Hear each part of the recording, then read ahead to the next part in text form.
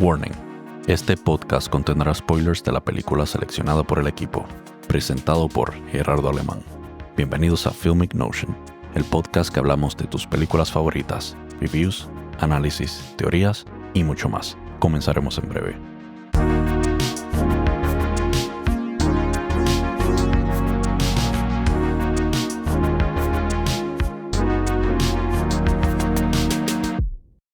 Hola, hoy vamos a estar analizando la película Sinners con la actuación de Michael B. Jordan, Hailey Steinfeld, Miles Catton, Jack O'Connell, Wunmi Mosaku, Jamie Lawson, Omar Benson Miller, Delroy Lindo, entre otros. Aquí estamos en otro de esos episodios que veo películas durante el fin de semana y las discuto para ustedes en la sección a la que yo le llamo simplemente Yo. Sinners es una película de terror de Estados Unidos del 2025, producida, escrita y dirigida por Ryan Coogler. En enero del 2024 se reveló que Ryan Coogler estaba en desarrollo de una nueva película de época a través de su compañía Proximity Media, con Michael B. Jordan como protagonista. Varios estudios compitieron por los derechos de distribución debido a su alto presupuesto. Finalmente, Warner Bros. Aceptó las condiciones de Coogler, incluyendo control creativo total y participación inmediata en ganancias, y obtuvo el proyecto, cuyo presupuesto final fue aproximadamente de 100 millones.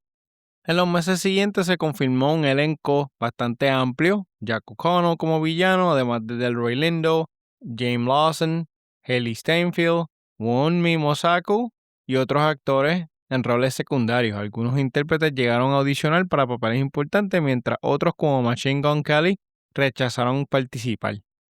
La grabación comenzó en New Orleans en abril del 2024 bajo el título provisional Grilled Cheese y terminó en julio. La cinematografía estuvo a cargo de Autumn Duro Arcapa, quien se convirtió en la primera mujer en filmar una película con cámara IMAX de gran formato. Se utilizaron cámaras de 65 milímetros y formatos especiales creados por Kodak. La producción gastó más de 67 millones en Luisiana. El diseño de producción tuvo varias referencias simbólicas, incluyendo un homenaje a Chadwick Boseman en la arquitectura de la iglesia. Varios estudios de efectos visuales colaboraron en la película. Parte del vestuario provenía originalmente del proyecto Blade de Marvel, y Marvel permitió que la diseñadora Ruth E. Carter reutilizara tanto investigación como piezas ya confeccionadas, dado que ambas historias compartían épocas y ambientación. Ryan Coogler se inspiró en las películas de directores como Quentin Tarantino, Jordan Peele, Christopher Nolan, quien recibe un agradecimiento especial en la pantalla, Francis Ford Coppola, Brian De Palma y Spike Lee, además de la canción One de Metallica. Menciona a Robert Rodriguez como una gran influencia, especialmente por las películas From Dusk Till Dawn de 1996 y The Faculty 1998. Otras películas que lo marcaron incluyen No Country for Old Men, Inside Louis Davis, Fargo y The Thing. El director también admite que la película de Disney Channel The Luck of the Irish del 2001 fue muy influyente, y The Twilight Zone, el episodio que se llama The Last Ride of Jeff Myrtleback, y la novela Salem's Lot de Stephen King fueron referencias importantes. Coogler estableció paralelismos en la película entre africanos, irlandeses y Choctaw, resaltando cómo estas culturas se mezclaron históricamente y enriquecieron sus tradiciones musicales. Citó al bluesman Charlie Patton, a quien considera posiblemente parte de Choctaw y quien en la historia es el dueño original de la guitarra de Sammy. El productor Seth Ohanian señala que la película tiene un carácter muy personal, estrechamente ligado a la herencia y cultura de Coogler. En el proceso de escritura, Coogler sintió una experiencia casi espiritual, como si sus ancestros lo guiaran. Sobre el personaje, específicamente el de Remek, Coogler explicó que él se identificaba con los personajes negros porque ambos grupos compartieron experiencias de explotación. Los afrodescendientes fueron arrancados de África y los irlandeses obligados a trabajar tierras fértiles sin recibir nada a cambio. Coogler afirma que esta conexión histórica entre ambas culturas se puede ver bastante marcada en la película. Ludwig Göransson, colaborador frecuente de Ryan Coogler, compuso la banda sonora de Sinners. Él describe el score como una obra personal y ambiciosa, inspirada en la música del blues y grabada principalmente con una guitarra Dobro Cyclops de 1932, igual a la que usa Sammy en la película. La banda sonora también funciona como un tributo al tío de Coogler, James, quien influyó profundamente en su conexión con la historia del blues y la cultura del soul en Estados Unidos. Antes de empezar la grabación, Coogler compartió con Goranson grabaciones históricas de Robert Johnson y Tommy Johnson para orientar la música. Tanto Goranson como Coogler insistieron en que Serena Goranson, la esposa de Ludwig y violinista clásica, produjera las canciones, afirmando que la música negra del sur debía manejarse con respeto y profesionalmente. El equipo viajó por Mississippi con el productor de blues Lawrence Boo Mitchell, visitando juke joints y museos para capturar la esencia del género. En Royal Studios grabaron durante 5 días junto a músicos reconocidos como Alvin Young Bloodheart, Cedric Burnside, Britney Howard, Raphael Sakic, Bobby Rush, Christine Kingfish Ingram y Buddy Guy, quien también aparece en la película. Parte del cast grabó música en un estudio y muchas escenas musicales se filmaron en vivo con los actores y músicos también. Hailee Steinfeld escribió y grabó Dangerous, una canción original para la película, y la banda sonora de Sinners se lanzó a través de los sellos de Sony Music. El álbum completo salió el 18 de abril del 2025 con 22 temas y el sencillo principal Sinners, que fue interpretado por Rod Wave, se publicó 2 semanas antes. Sinners se estrenó en Estados Unidos y Canadá el 18 de abril del 2025. Originalmente estaba programada para el 7 de marzo, pero se retrasó para permitir más tiempo de postproducción, ya que la película usó de forma intensiva cámaras de filmación en formato físico y los laboratorios disponibles eran limitados. Además del estreno digital, la película contó con 10 copias en IMAX 70 mm y 5 copias en 70 mm tradicional. A finales de mayo, la película tuvo una proyección especial en Clarksdale, Mississippi, la ciudad donde se desarrolla la historia. Como la ciudad no tenía un cine en funcionamiento, las funciones se realizaron en un auditorio con presentaciones de Ryan Coogler, Ludwig y parte del equipo. El evento incluyó paneles y secciones de preguntas y respuestas durante un festival de 3 días. Más tarde, AMC Theaters programó funciones con descuento en todo el país para Juneteenth. La película llegó a plataformas digitales el 3 de junio del 2025 y se lanzó en formato físico 4K, UHD, Blu-ray y DVD el 8 de julio. En HBO Max debutó el 4 de julio del 2025 y Warner Bros. Anunció que Sinners también estaría disponible con interpretación en Black American Sign Language, convirtiéndose en la primera película ofrecida por un servicio streaming con esta accesibilidad. Por último, llegó a Amazon Prime Video el 26 de diciembre del 2025. Sinners recibió numerosos premios y nominaciones por su dirección, guión, actuaciones, fotografía y música. En los Globos de Oro obtuvo 7 nominaciones y ganó por logro cinematográfico y en taquilla, además de mejor banda sonora. En los Critics' Choice Awards encabezó la lista con 17 nominaciones y ganó 4. También batió récords en los Black Reel Awards con 21 nominaciones y 14 victorias, superando la marca previa de Black Panther. En los Actor Awards ganó por mejor actor protagónico y mejor elenco. Además fue seleccionada como una de las 10 mejores películas del año por el National Board Review y el American Film Institute. El 22 de enero del 2026 la película obtuvo 16 nominaciones a los premios Oscar, la mayor cantidad para una película en la historia, incluyendo 4 de los Big Five, quedándose fuera solo mejor actriz. Ganó 4 estatuillas: mejor actor para Michael B. Jordan, mejor guión para Ryan Coogler, mejor fotografía para Autumn Durrell Arcapa y mejor banda sonora para Ludwig. Autumn se convirtió en la primera mujer y primera persona negra en ganar el Oscar a mejor fotografía.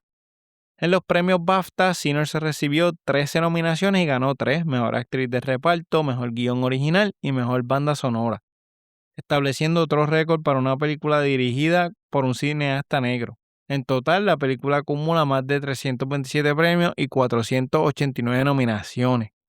IndieWire la ubicó en el puesto 65 de las mejores películas de la década hasta este momento, y The Hollywood Reporter la sitúa entre las mejores películas de horror del siglo XXI.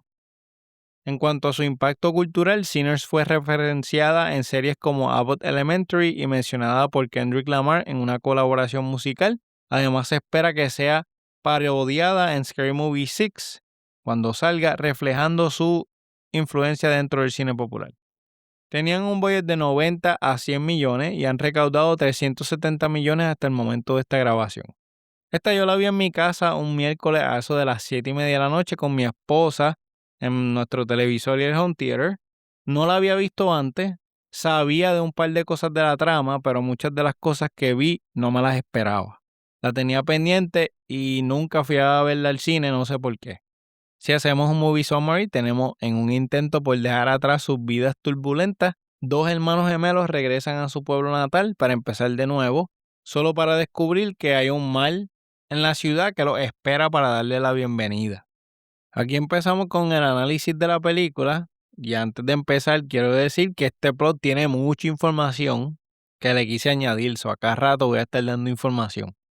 La película comienza con una narración sobre cómo se dice que cierta música es tan poderosa que puede invocar espíritus del pasado y del futuro. Sin embargo, también es posible atraer el mal con este poder. Y aquí tengo una observación. Rápido, tenemos música del sur, nos ponen en setting, Mississippi 1932, y nos hablan de la presencia de los griots. Y aquí tengo un dato. Los griots son narradores y músicos tradicionales de África Occidental que se encargan de conservar la historia y la cultura de sus comunidades. A través de canciones y relatos cuentan la leyenda, genealogía y hechos importantes utilizando instrumentos como la kora, balafón y el ngoni. Su música no solo entretiene, sino que también transmite conocimiento y tradiciones familiares, y muchos consideran que tiene un valor casi espiritual porque mantiene viva la memoria del pasado. Estamos en Clarksdale, Mississippi, en octubre de 1932. Sammy Moore conduce hacia una iglesia. Está maltratado, golpeado con marcas de garra en la cara, mientras sostiene el mástil roto de una guitarra. Y aquí tengo una observación. Llegamos a la misa, hay un tremendo shot de la plantación. Y aquí tengo un dato. En octubre de 1932, Clarksdale era una ciudad agrícola golpeada por la Gran Depresión, donde la mayoría de los afroamericanos trabajaban en plantaciones de algodón, ganando muy poco y quedando endeudados con los dueños de las tierras. La segregación racial seguía siendo estricta y limitaba casi todos los aspectos de la vida diaria.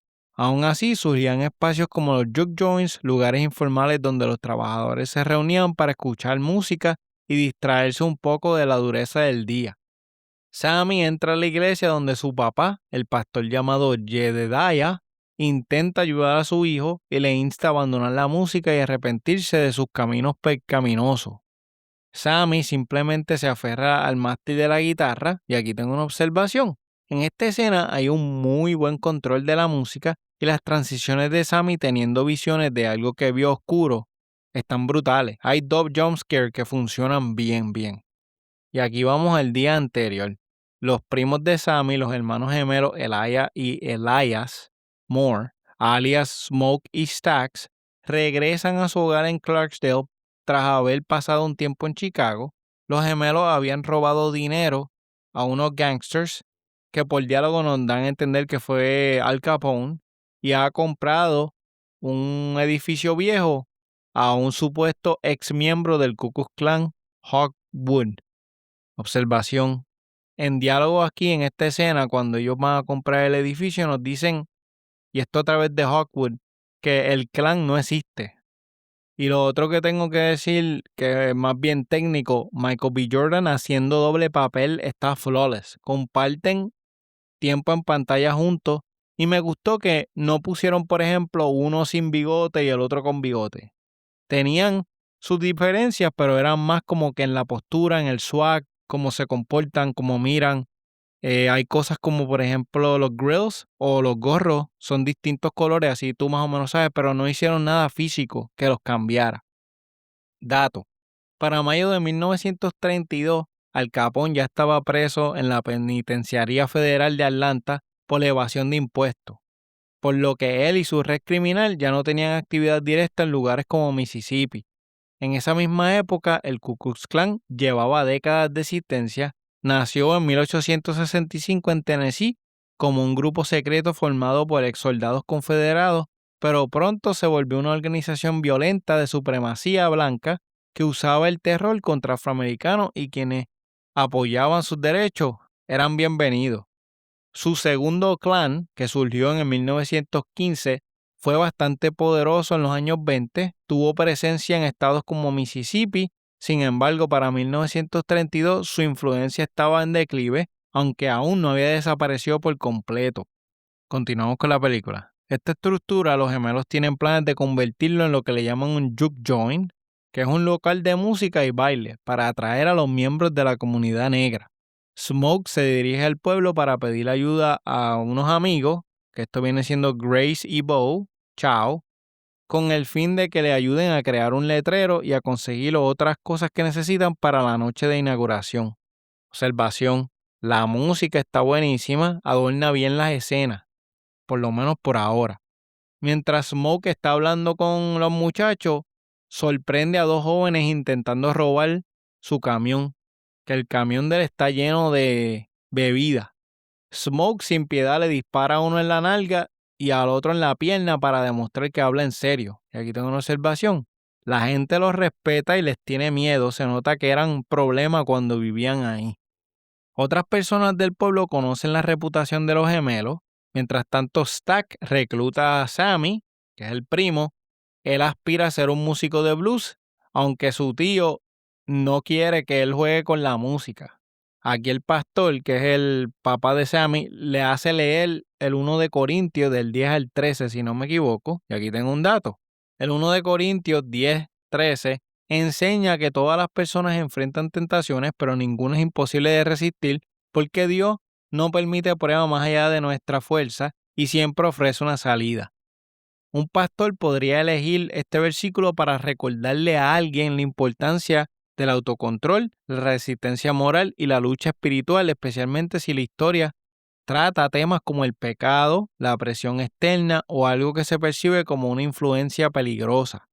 Aquí tengo un dato técnico. El papá de Sam aparece con una iluminación fuerte pero a la vez oscura. Es tremenda composición, colorización e iluminación. Y aquí le dan una guitarra que perteneció a Charlie Patton. Dato: Charlie Patton fue el innovador músico del Delta Blues más influyente de la época, cuyo legado definió la estética y el espíritu musical del sur de Estados Unidos y las futuras generaciones de intérpretes. En la próxima escena, va y contrata a su amigo Cornbread, sacándolo de una plantación de algodón para que se encargue de la seguridad. Stack se dirige a la estación del tren para buscar a un cantante de blues de mayor de edad que le llaman Delta Slim. Él llama la atención del pueblo haciendo que Slim ofrezca una actuación improvisada junto a Sammy en la guitarra. Stack logra convencer a Delta de unirse al proyecto ofreciéndole la cerveza irlandesa que tiene previsto vender en el negocio. Momentos después aparece Mary, que es amiga de la infancia de Smokey Stack y es el antiguo amor de Stack.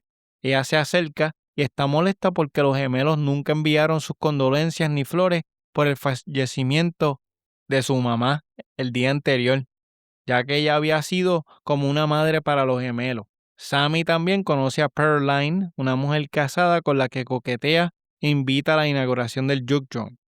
Smoke va a la casa de su esposa, de la que está separado, Annie. Ella practica el vudú. Ambos perdieron a un hijo años atrás, lo cual es parte de por qué se separaron. Annie afirma que sus prácticas de vudú han mantenido a salvo a los gemelos, y con esto se calienta la cosa y Smoke y Annie terminan teniendo relaciones sexuales porque la tensión es grande. En el carro, Delta nos dice la historia de Rice, y aquí tengo observación. Esta historia de Rice es bastante cruda o sin filtro, donde como el clan lo dominó y lo castró. Y aquí tengo un dato. Sí existen casos reales parecidos a lo que le ocurrió a Rice en la película entre 1900 y 1935 en Mississippi y otros estados del Delta. El Ku Klux Klan y otros grupos blancos cometieron numerosos linchamientos y ataques violentos contra hombres afroamericanos como forma de terror racial. Aunque no hay registros idénticos a lo que está hablando Delta, la idea de un hombre afroamericano torturado y mutilado sí es real. En esos años, Mississippi tenía algunos de los índices más altos de violencia racial y aunque el Klan estaba en declive, aún existían células locales y grupos no oficiales que actuaban con métodos similares a los del Ku Klux Klan. Al caer el sol, un irlandés llamado Remick corre hacia la casa de una pareja, Bert y Joan. Remick los convence de que les permite entrar ofreciéndole oro a cambio de su protección contra los indios. Poco después, el grupo de Choctaws aparece en la casa y le advierte a Joan que Remick es un hombre peligroso. Sin embargo, ella se niega a escucharlo y los despide. Dato: los Choctaws son un pueblo indígena originario de Mississippi, Alabama y Luisiana, conocido por su fuerte tradición espiritual, sus relatos orales y sus creencias en seres sobrenaturales que servían como advertencia o protectores. Eran una sociedad organizada, agrícola y diplomática con sabios y narradores que transmitían historias sobre espíritus nocturnos y criaturas engañosas. Aunque fueron una de las 5 tribus civilizadas por su sistema político y su relación con los colonos, muchos fueron expulsados de su territorio durante el Trial of Tears en 1830. Aunque algunos grupos pertenecieron en Mississippi, hoy siguen existiendo como la Choctaw Nation of Oklahoma y los Mississippi Band of Choctaw Indians. Joan regresa al interior de la casa y descubre que Remick es un vampiro y que acaba de convertir a Bert en uno de ellos. A continuación procede a convertirla a ella también. Y aquí tengo una observación. La película aquí da un giro y se convierte en algo más oscuro. Esta película tiene un misticismo constante. Aquí tengo un dato.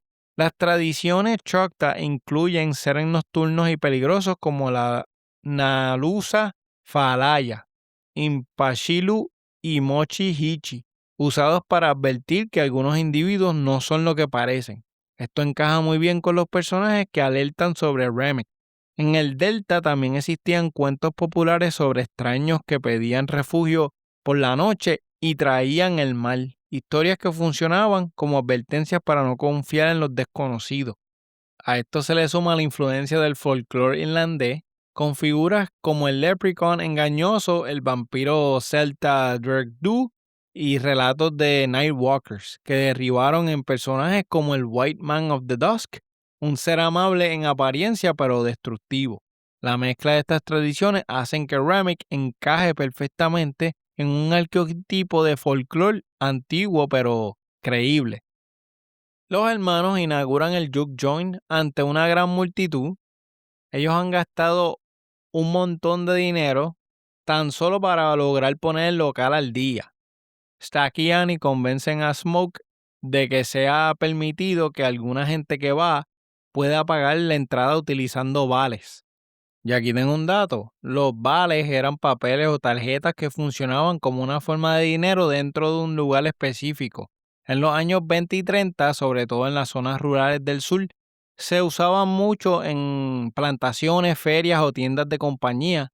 Servían como boletos prepagados o fichas de intercambio que prometían pagar después. Y era una especie de dinero alternativo que la gente usaba dentro de un sistema específico que se permitía. Eso, por supuesto, era a discreción de el dueño de la tienda también. A Mary se le permite el acceso por ser considerada parte de la familia, además de tener una octava parte de ascendencia negra por su vía materna. Stax la quiere sacar por estar en el sitio equivocado, pero ella no se quiere ir. Aquí hay un monólogo de Stax diciendo lo que Mary quiere escuchar y este monólogo es tremenda escena, es un diálogo bien vulnerable. Dato: la idea de una octava parte de ascendencia negra viene de las leyes y costumbres raciales del sur, conocidas como la regla de la gota de sangre, donde incluso una mínima parte de ascendencia afroamericana hacía que una persona fuera clasificada como negra. Tener una octava parte significaba que uno de los bisabuelos era afroamericano y aunque alguien pudiera verse blanco, seguía siendo marcado racialmente bajo las leyes de Jim Crow. Las leyes de Jim Crow fueron normas estatales y locales vigentes en el sur entre 1870 y 1960, que imponía la segregación racial y mantenía la supremacía blanca.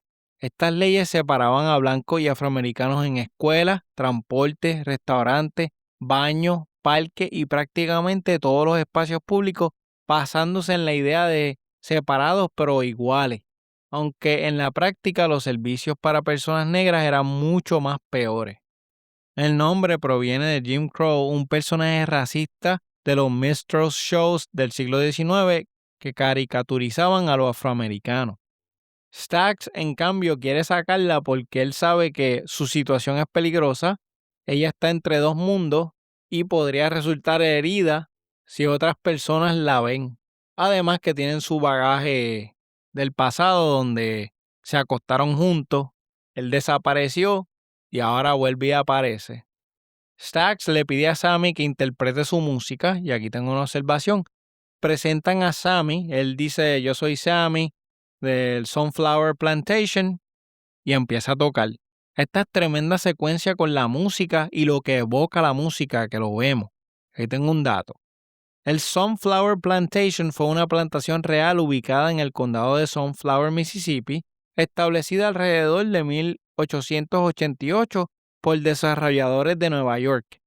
Llegó a tener 10,000 acres y en 1937 el gobierno federal la compró y la dividió en terrenos de parcelas de 40 acres. Y con esto aprovechó y vendió pedazos de 40 acres a agricultores. Esta plantación fue documentada por la Farm Security Administration y fotógrafos como Carl Maydan y Marion Post Wolcott registraron escenas de la casa principal de trabajadores reparando maquinaria y labores agrícolas como la siembra de algodón, entre otras cosas. Además aparece en mapas históricos y registros de residentes entre 1936 y 1945.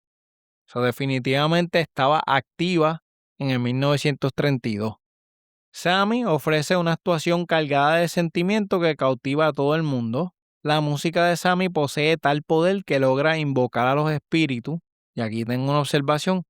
Tremendo mixing entre composición, voces y música. En el juke joint aparecen representados músicos negros de distintas épocas y culturas sumándose a la celebración. Visualmente el local parece consumirse en llamas mientras todos continúan bailando. Así de poderosa era la música, eso era lo que te invocaba o lo que te hacía sentir como audiencia mientras Sammy estaba tocando y cantando. Esto que yo acabo de describir atrae la atención de Remick, Bert y Joan. Y aquí tengo una observación. Me di cuenta que la película tiene este vibe medio dreamy y tiene tremenda composición también. Esto lo he dicho 20 veces, pero es que me encanta la iluminación, me encantan los tiros, me encanta el framing y el balance de la música y cómo va tan bien con la historia. Los vampiros se acercan al juke joint bajo el pretexto de ser músicos que quieren oír la música y quieren unirse a la fiesta. Estando en la entrada del juke joint, el trío interpreta un fragmento musical. Smoke desconfía de ellos y le niega la entrada, a pesar de que ellos ofrecen pagar. Observación, aquí me di cuenta que Smoke siempre está fumando, y así sabemos quién es. Mary decide ir a hablar con ellos personalmente, consciente de que los hermanos podrían necesitar el dinero. Aunque Mary queda impresionada por la música, nota que algo no está bien cuando los ojos de Remick se vuelven rojos y vemos que se estaba viendo. Mary saca una pistola que le había dado uno de los hermanos, intenta alejarse, pero entonces Remick vuela hacia ella. Una observación que me di cuenta aquí es que mientras ellos cantan, tú te estás maquinando en la mente qué puede pasar y estás esperando que algo pase y no pasa hasta que él saca los ojos rojos y se babea. Pero la música te está como que enamorando, tú estás como que hipnotizado, sigues pegado hasta que ella se da cuenta de los ojos rojos y ahí despierta como nosotros también la audiencia. Al mismo tiempo, Cornbread sale de la entrada para orinar y en esto Slim se hace cargo de la seguridad. Bert y Joan atraen a Cornbread provocándolo y aquí cortamos a Sammy llevando a Pearline a una habitación donde entonces practican sexo oral. A Mary se le permite volver a entrar al local donde primero intenta seducir a Smokes. Antes de centrar su atención en Stack, ambos se retiran a una habitación para tener sexo. Smoke se está encargando de un cliente que le rajó la cara a otro hombre con una navaja. porque lo cogieron utilizando unos dados truqueados. Smoke le ordena a Sammy que vaya a buscar a Stack y cuando Sammy va se da cuenta que Mary y Stack están teniendo relaciones y le da vergüenza subir hacia atrás. Aquí Smoke va y le toca la puerta y cuando se da cuenta encuentra a Mary mordiéndole el cuello a Stack.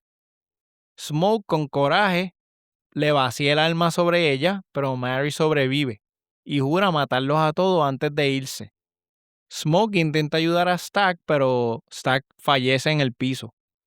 Aquí se acabó la fiesta, entonces Smoke y Slim le ordenan a todos los clientes que abandonen el local. Los únicos que se quedan adentro vienen siendo Smoke, Sammy, Annie, Slim, Pearline y Grace. Bo sale a buscar el carro y ya cuando todo el mundo se fue, aquí regresa Cornbread y exige que le permitan entrar al local. Annie se da cuenta de esto y le dice como que, pero ¿por qué tú necesitas que yo te invite cuando anteriormente tú entrabas y ya? ¿Qué te está parando de no poder entrar aquí? Y Cornbread le sigue el juego porque necesita ser invitado. Le ofrece dinero, entonces Smoke se le acerca y ya cuando Smoke saca la mano, Cornbread en forma de vampiro intenta morderlo. Smoke rápidamente le dispara en la cara y huye. Aquí es que Annie comprende que se están enfrentando a vampiros. Y aquí tengo una observación. Salen los vampiros y muerden a Mary. Mary muerde a Stack. Él no se mueve hasta que revive. Y lo que nos damos cuenta es que ellos necesitan ser invitados a una estructura para poder entrar. Si no, no pueden romper la barrera. Y aquí tengo un dato. La idea de que una criatura debe ser invitada para entrar proviene del folclore vampírico europeo, donde se creía que un hogar era un lugar sagrado y el mal no podía cruzar sin permiso. Por eso en la película, Cornbread intenta forzar esa invitación, pero no le funcionó. Su transformación y regreso como un ser más fuerte que muerde y convierte a otro también sigue tradiciones antiguas del vampirismo europeo, irlandés y afrocaribeño. Además, la ambientación en el delta encaja con el estilo de los vampiros del gótico sureño, que mezclan creencias cristianas, supersticiones afroamericanas y mitos nativoamericanos. La escena donde Mary muerde a Stack refleja una idea clásica del género. El vampiro no solo mata, sino que transforma, creando un ciclo de muerte y renacimiento espiritual. Stack termina resucitando como vampiro dentro de un armario, del cual él rompe violentamente y escapa del local. Justo cuando Annie le arroja ajo líquido en la cara, aquí confirmamos nuevamente que estamos bregando con vampiros. Los vampiros acaban transformando el resto de los clientes, incluyendo a Bo, y aquí se presentan y explican su misión. Esto, la observación que tengo es que se siente como un musical / survival. Dato: el ajo se considera un poderoso protector contra los vampiros. Se creía que purificaba, alejaba espíritus malignos y hasta protegía contra enfermedades, por lo que simbolizaba vida y limpieza espiritual.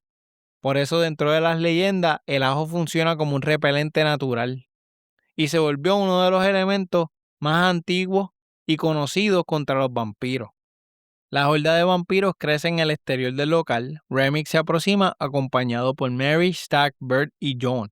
Explica que los hermanos fueron víctimas de una trampa orquestada por Hawkwood, el gran dragón del KKK, quien tenía planificado utilizar a Bert, su sobrino, para liderar a otros miembros del clan con el fin de asesinar a los gemelos y a sus clientes. Un hecho que Stack corrobora, dado que él puede leer los pensamientos de todo el mundo. Mientras están en la forma vampírica, todo el mundo se conecta. Remick no comparte las ideologías racistas del clan, por el contrario, lo que desea es convertir a Sammy porque considera que su talento musical posee la capacidad de invocar a los espíritus de su propio pueblo, a los que perdió en el pasado. Remick ofrece al grupo la oportunidad de convertirse en vampiros, lo que entonces les permitiría vivir eternamente y escapar de la persecución racial.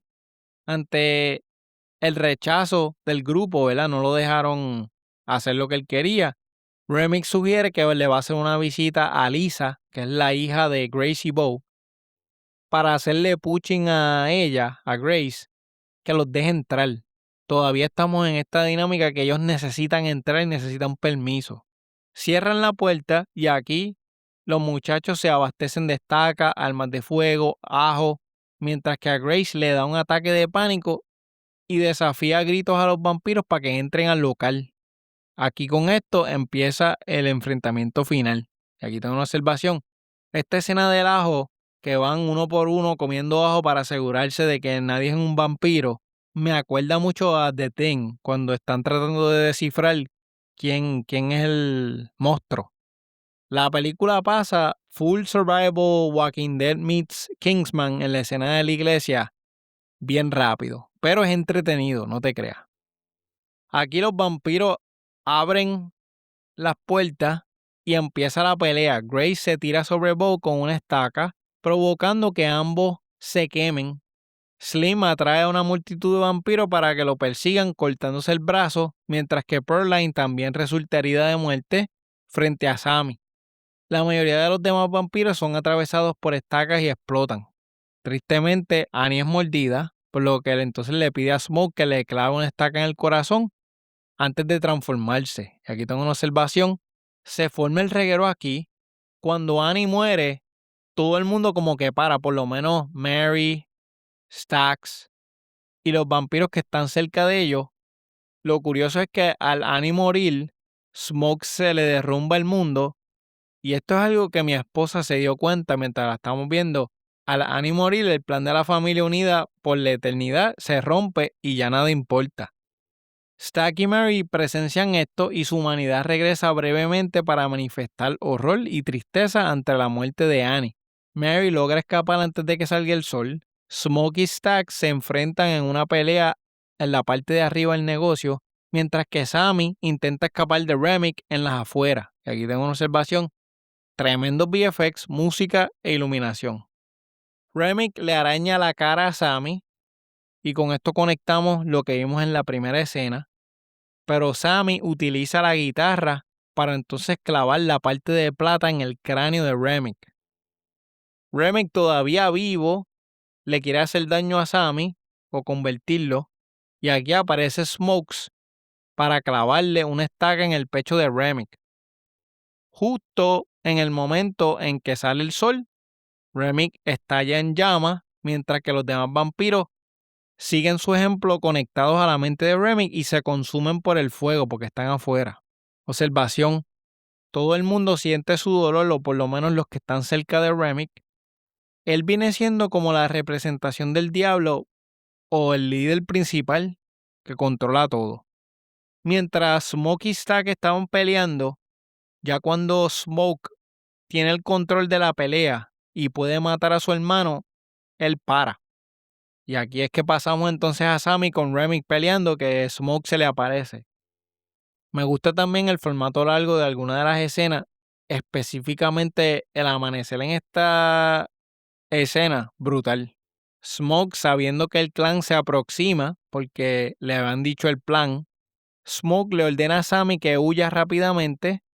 Aquí conectamos full la primera escena y Smoke reúne sus almas que las tenían en un encasillado de madera, una caja de madera, y se ven hasta los cascos de la guerra. Él aprovecha, se arma y se esconde frente al negocio sin que los miembros del clan se den cuenta. Y aquí tengo un dato. La película está ambientada en 1932. Y aquí tengo un dato.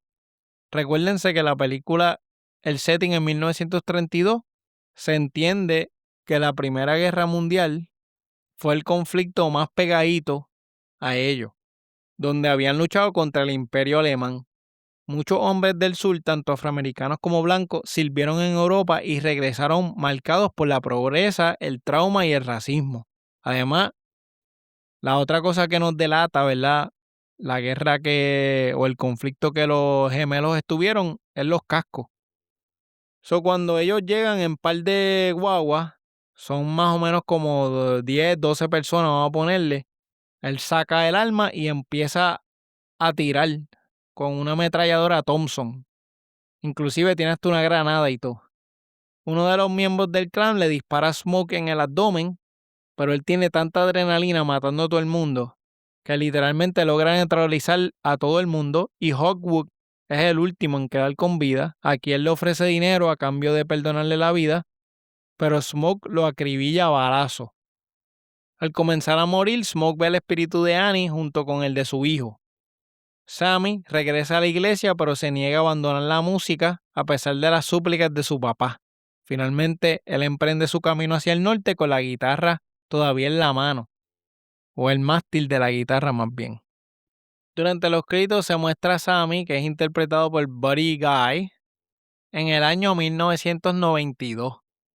Dato: Buddy Guy, nacido como George Buddy Guy, el 30 de julio de 1936 en Lettsworth, Luisiana, es uno de los músicos más influyentes del blues estadounidense.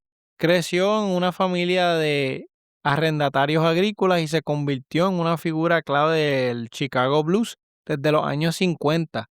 Conocido por su estilo eléctrico y energético, trabajó con leyendas como Muddy Walters, Howlin' Wolf y Junior Wells, y su forma de tocar influyó profundamente en guitarristas de rock como Jimi Hendrix, Eric Clapton, Jimmy Page, Keith Richards y Stevie Ray Vaughan.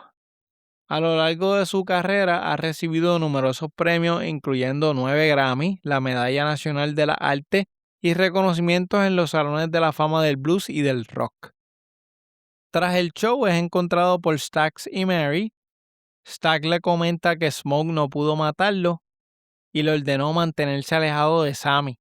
Stax percibe que a Sammy no le queda mucho tiempo de vida y le ofrece transformarlo para que pueda vivir más tiempo y seguir tocando música. Sammy responde que ya ha visto suficiente del mundo y que está listo para partir cuando llegue su hora. Stax y Mary le dicen que toque una última canción y él la toca con su guitarra. Y antes de irse, Sammy dice que todavía tiene pesadillas con aquella noche, pero que el tiempo en el negocio, antes de que se pusiera el sol, fue el mejor día de su vida. Stax también aprueba, diciendo que fue la última vez que vio a su hermano y al sol. Y esta fue la última vez que se sintió verdaderamente libre. Y con esto se acaba la película. Como nota final yo puse The Power of Freedom, Music, Family and Togetherness. Vamos a la parte interesante y tengo aquí cuántos ajos nos vamos a comer para estar seguros. Entiendo que esta película se merece un 10 de 10. Es un script inteligente y denso. Construye personajes con motivaciones entendibles, hace que el mundo se sienta vivo y que el elemento vampírico funcione como metáfora y como entretenimiento al mismo tiempo. La historia, a pesar de que dura 2 horas y 17 minutos, se siente como 1 hora y media. Está empaquetado, es divertido, tiene layers y como pudieron ver en el análisis, hay mucha información de background que está correcta y le añade tanto a la historia. Esto te llama la curiosidad y tú quieres seguir leyendo o seguir viendo. Los temas en esta son el poder espiritual de la música, que actúa como fuerza sobrenatural, el racismo estructural bajo Jim Crow, reflejado en la mezcla racial prohibida y la presencia del terror del Ku Klux Klan, el trauma de los veteranos de la Primera Guerra Mundial, que cargan cicatrices físicas y emocionales. También tenemos la figura del extranjero, engañoso, encarnado en Remick, un vampiro que solo puede entrar si lo invita, siguiendo las tradiciones que discutimos europeas o sureñas. A esto se le suma la idea de comunidad y familia escogida en medio del peligro. El género horror, suspenso, survival, musical. Puse entre signos de pregunta. La narrativa es lineal, la única escena que está fuera de tiempo cronológico, ¿verdad? Pero funciona totalmente, es la primera. Y te sirve de hook, porque tú te quedas como que, wow, ¿qué pasó? Ahora te quiero saber. Y rapidito vamos al día anterior. En esta el highlight es la actuación específicamente de Michael, música, cinematografía y VFX. Empieza en la película y dice, este es Michael B. Jordan haciendo 2 papeles. Pero al terminarla ya tú sabes la diferencia entre Smokes y Stax. Son diferentes aunque literalmente se vean igual, tienen distintas cualidades y formas de actuar que se manifiestan. Es súper interesante. tiene una magia que me recuerda a Oh Brother Where Art Thou, Lost Boys, The Thing, 12 Years a Slave, pero a la misma vez se siente única.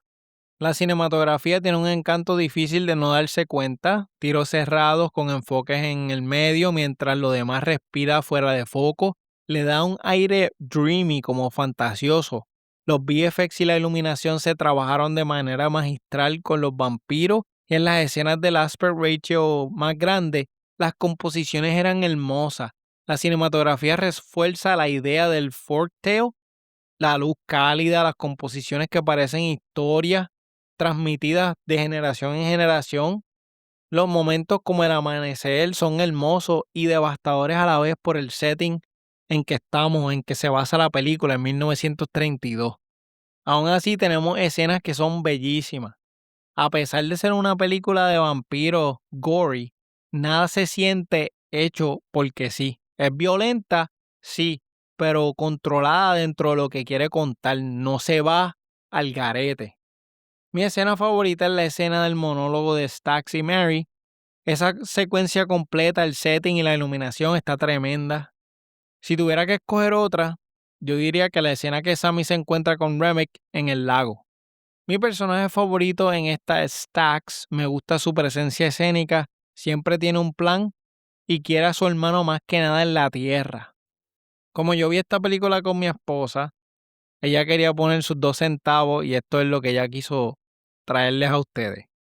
La película muestra elementos de horror y los mezcla entre horror y survival para presentar la historia de una familia de vampiros que lucha por la libertad y la unidad. Ella percibe que la narrativa utiliza el vampiro como filtro para contar una historia sobre opresión, familia y resistencia. Considera que la música funciona como un símbolo de libertad y que muchos de los conflictos giran en torno al deseo de los personajes de vivir juntos, libres de fuerzas opresivas y tensión racial.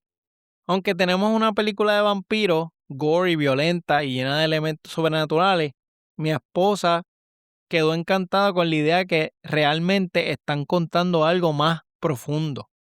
Es un folktale moderno contado desde una perspectiva negra con personajes y experiencias negras en el centro de todo.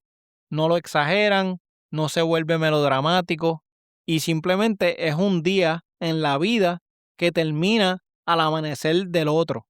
Yo le comenté a ella que uno de los momentos que me hizo mover la cabeza fue cuando Annie es mordida. Aquí todos los vampiros se detienen. Y esto me estuvo curioso, es como cuando tú ves en las peleas de artes marciales o algo así, que van uno por uno a pelear en vez de tirarse todo el mundo al medio. Y pues aquí Nicky me explicó que este es el resultado del hive mind que comparten. Stack tenía un plan de convertir a todo el mundo para vivir junto como familia y cuando Annie muere, él sabe que Smoke no va a aceptar este futuro sin ella. Esta idea del hive mind se establece de una forma sutil, a veces hasta en diálogo que te dicen como que si los vampiros sienten el dolor de otros, comparten pensamientos y en la escena del lago es donde se ve explícitamente que se mimiquean, si es una palabra real, que se copian o están conectados, es lo que quiero decir. Con esto se resalta la presencia del First Vampire que viene siendo Remick, que Sammy huye en la primera escena. Remick está buscando a Sammy simplemente por su don. Se dio cuenta que la música y el don que él tiene, el talento, trasciende tan bestial o de tal manera que él necesita conectar con sus ancestros. Por último, en cuanto a la dinámica racial, para ella funciona como una inversión interesante donde los antagonistas principales son blancos, pero también hay vampiros blancos y negros mezclados. ¿Y por qué digo esto? Porque aquí la película evita caer en un mensaje de simplemente decir blanco versus negro, sino que nos vamos más por una tangente donde hay una reflexión sobre cómo distintos grupos buscan poder y control sin importar la raza. Desde el momento en que compraron la propiedad a los hermanos, el plan era matar a Smoke y a los demás. Smoke sabía que venía y estaban dispuestos a morir cumpliendo lo que le prometió a su hermano, pero llevándose a tantos miembros del clan como se pudiera. El elemento del vampiro hace que sea más divertido a la hora de digerir este pensamiento social. Esto te juquea y es legendario en la forma que lo hicieron. Es una película campy, pero es emocional, es profunda, con un guión inteligente y es una historia negra contada por voces negras. La dirección del director se entiende perfectamente. Él tiene una historia que quiere contar y combina horror clásico con sensibilidad, humor, corazón y maneja muy bien los elementos raciales y sociales sin caer en un mensaje obvio. La edición mantiene el ritmo firme, ayuda a que la película nunca se sienta pesada y crea un tono energizante cogido de la mano con la música y el elemento sobrenatural de la historia. La recomiendo para el aficionado de películas de horror, elementos góticos, folclóricos. Se puede ver en familia, pero mayores de 18. Hay sangre, hay 2 escenas sexuales. Pero esto va acorde con lo que estamos viendo, ¿verdad? Tenemos vampiros. Creo que por naturaleza los vampiros tienen ese aire erótico. Definitivamente la recomiendo y es de esas películas que comprara para tenerla en mi colección. Es una película bien divertida. Si no la has visto, arranque a verla. Ya con esto acabamos, un 10 de 10 excelente. Gracias por escuchar este episodio del podcast, espero que les haya gustado. Nos pueden escribir un email a filmingnotionpodcast@gmail.com o seguirnos en las redes sociales como Filming Notion Podcast en Facebook e Instagram. Suscríbanse, dejen su review en la plataforma favorita, nos pueden escuchar en Podbean, Spotify, Apple Podcasts, Podchaser, Listen Notes, así como en la página oficial. También tenemos el perfil de Letterboxd, el canal de YouTube y el servidor de Discord. Hay un tab llamado Butaca de Propuestas. Si usted tiene una recomendación de película que quiere que yo haga, me la escribe allí y con mucho gusto la pondré en el queue. Si quieres recibir correos electrónicos semanales cada vez que publico, hay un tab que se llama ¿Quieres emails semanales? Llenas la forma y cada jueves te envío un email. Físico en el mundo digital es el blog donde enseño mi colección de películas físicas. En el website del podcast está en formato escrito, en el canal de YouTube en formato video. Por último, encontrarás el botón de donaciones. Todo el dinero que recibo lo utilizo para el podcast y las redes sociales. Gracias por su apoyo, los quiero mucho y como siempre les digo, hasta la próxima. ¡Chequeamos! Gracias por escuchar este episodio de Filmic Notion. Esperemos que les haya gustado el podcast. Las películas revisadas aquí son propiedad de los titulares de los derechos de autor y no se pretende ninguna infracción al mismo. Este podcast es editado por Gerardo Alemán. La narración oficial de Filmic Notion es traída a ustedes por Gustavo Alfonso. Nos pueden seguir en las redes sociales, en Facebook e Instagram como Filmic Notion Podcast. También nos puede visitar en nuestro website www.filmicnotionpod.com para más información de nuestros invitados, episodios ya publicados y proyectos futuros. Y no se olviden de dejar un review de 5 estrellas en Podbean, Apple Podcasts, Spotify, entre otros. Y volver la próxima semana para otra interesante selección. Hasta la próxima.